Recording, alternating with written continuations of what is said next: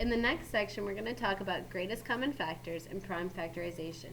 You did this in either 7th or 8th grade, but we're going to go back and try to make sure that you remember what these two things mean.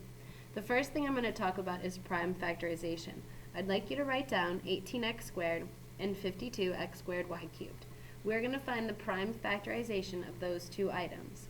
Guys, the prime factorization just means to break it down into its prime numbers.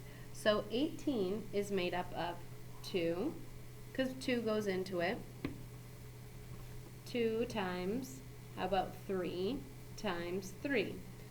Well, 2 times 3 is 6, times 3 is 18. It's all the prime numbers that make up 18. And since we have x squared, we're going to write times x and times x. That's the prime factorization of 18 and x squared. Now 52, I like to go as low as possible. So 52 divided by 2, that will work. Well, let's see, 2 times, I guess that would be 26, and 26 is made up of 2 and 13. Because 2 times 2 is 4, and 4 times 13 is 52. That's the prime factorization of 15. Now since we have x squared, that would be times x, and we have y cubed, so that would be y, and y.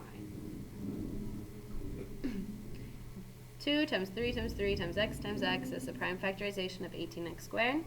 2 times 2 times 13 times x times y is the prime factorization of 52x squared y cubed.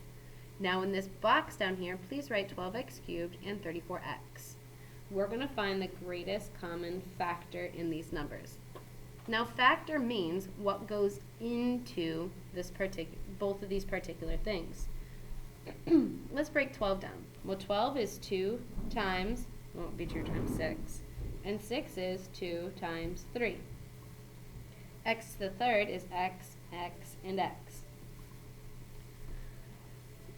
34. Well, 34 is 2 times 17, both prime numbers, and x is just x.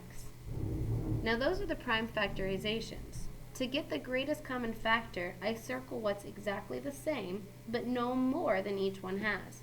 So each one has a 2, and each one has an x. So the greatest common factor of the two items in this box is 2x.